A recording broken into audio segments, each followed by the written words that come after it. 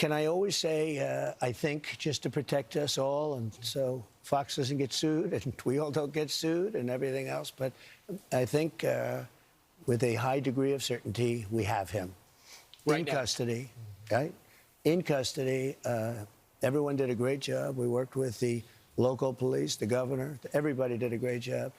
You know, getting somebody that you start off with absolutely nothing. And we started off with a clip that made him look like an ant that was almost useless. We just saw there was somebody up there.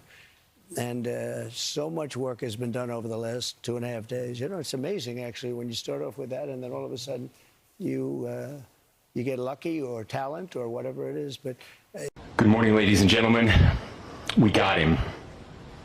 On the evening of September 11th, a family member of Tyler Robinson reached out to a family friend who contacted the Washington County Sheriff's Office with information that Robinson had confessed to them or implied that he had committed the incident.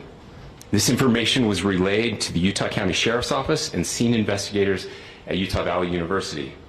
This information was also conveyed to the FBI. Investigators reviewed additional video footage from UVU surveillance and identified Robinson arriving on UVU campus in a gray Dodge Challenger at approximately 8:29 a.m. on September 10th, in which he is observed on video in a plain maroon t-shirt, light-colored shorts, a black hat with a white logo, and light-colored shoes. When encountered in person by investigators in Washington County on September 12th, in the early morning hours, Robinson was observed in consistent clothing with those surveillance images.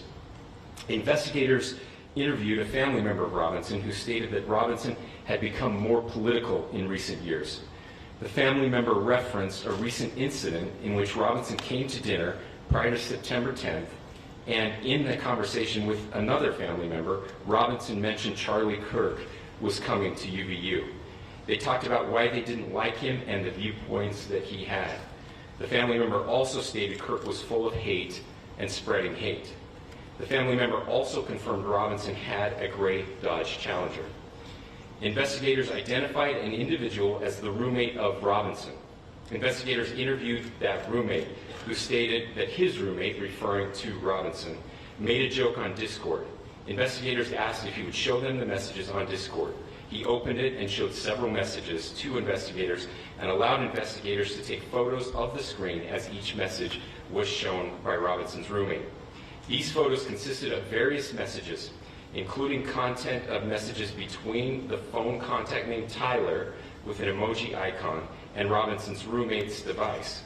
The content of these messages included messages affiliated with the contact Tyler, stating a need to retrieve a rifle from a drop point, leaving the rifle in a bush, messages related to visually watching the area where a rifle was left, and a message referring to having left the rifle wrapped in a towel. The messages also refer to engraving bullets and a mention of a scope and the rifle being unique. Messages from the contact Tyler also mentioned that he had changed outfits. I know there's been speculation as well as to the writing on those casings, those bullet casings, and I believe we have that as well. And I'll share that with you now. So the area north of Campus Drive Road where the suspect crossed over, you saw some of that in the video that we released last night, consists of a grassy area with trees on the edge of the UVU campus. Investigators discovered a bolt-action rifle wrapped in a dark-colored towel. The rifle was determined to be a Mauser Model 98 30-06 caliber bolt-action rifle. The rifle had a scope mounted on top of it. Investigators noted inscriptions that had been engraved on casings found with the rifle. Inscriptions on a fired casing read, "Notices, bulges, capital O-W-O, what's this, question mark." Inscriptions on the 3 unfired casings read, "Hey fascist, exclamation point, catch, exclamation point." Up arrow symbol, right arrow, and symbol, and 3 down arrow symbols. A second unfired casing read, oh Bella Ciao, Bella Ciao, Bella Ciao, Ciao Ciao, and a third unfired Casey read, if you read this, you are gay, LMAO. Self-appointed internet experts are certain that this was a foreign op against Kirk. Look, you can have strong feelings of mistrust against a particular government entity, as I do, and still apply logic. You don't have to be a former soldier, former intelligence operator, former protective security professional at the global level, as I was, and still apply basic logic. If it was a professional, would have he almost have missed? It hit just here, he almost missed. If it was a professional, would have he chosen an old Mauser as the weapon? If it was a professional, perhaps he would have used a suppressor, of course. If it was a professional, he wouldn't have worn contrasting clothing. He wore black clothing on a white rooftop. If he was a professional, he wouldn't have stood up as soon as he took the shot to silhouette himself.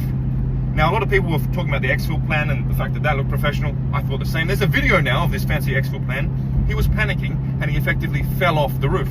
That's not a professional. He ditched the weapon. Within an hour or two, it was found, and it had LGTV slogans written on it. It's not what professionals do. It is a domestic extremist. It's very obvious. The shot was not that difficult. The exfil planning wasn't that exotic. He escaped from, what, 6 police officers on the scene, local police officers, as 3,000 people were running away from the scene. And also on the geopolitical level, any covert operation like that, in theory, that people are trying to say this is a covert op, but it's not, requires huge amounts of planning and huge amounts of approvals. There's a risk versus reward calculus that governments take. You know, covert ops are a form of statecraft at the end of the day, and the gain is not there. The risk is too high. You're going to go and shoot one of Trump's friends, a US citizen in the US, for no real gain? Look, I have strong feelings about the genocide too. I have very strong feelings about the things that Kirk used to say about Islam. I disagree strongly, but I can still apply basic logic, and so can you. Log off from social media, team, and use your brain. Everyone's hive-minding on social media. And I'm sorry, I don't know anything about playing the piano or being a ballet dancer. Why would I go and pretend to be an expert about these things?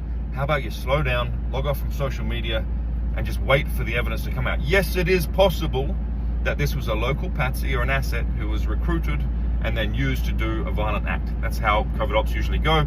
Very rarely is it a foreign government operator himself in a situation like this pulling the trigger. They recruit and handle a local asset.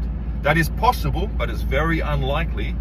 And the likely outcome, which will be shown over the next 24 to 48 hours, it's going to be shown, is that this was a domestic extremist and what's known as a lone wolf, or more realistically, a loon wolf, a loony, crazy person. When she is found, you can all chill out on your self-appointed expert status. Log off from social media and apply basic logic. You're welcome. Hi, my name is Quinn Pratt, and I like going around on the internet finding people making fun of Charlie Kirk's death, and I go and report them to their employers so they get fired. And we got 5 more. We have sent out over 300 emails to employers, and we have gotten now 15 confirmed fires. So without any further ado, let's get into it. Gabrielle from Illinois, you're fired. Lincoln from Utah, you're fired. Amanda, another Amanda from Wyoming, you've been terminated. Suck it. Shasta from Washington State, your ass is fired. And Curtis, again from Texas. What the hell, Texans? What the fuck? Curtis from Texas, you've also been terminated. You're welcome. Now, truth being told, I've probably lost about 50,000 followers throughout all social medias while I'm doing this, but I would rather have every single one of my accounts hit 0 before I give in to these people. So if you want to try and affect me or affect my income by unfollowing me, I don't care. I would much rather go back to a 9-to-5 job than let this kind of shit slide. And I know for a fact that over half of this country agrees with what I'm doing. So hopefully they start finding me pretty soon.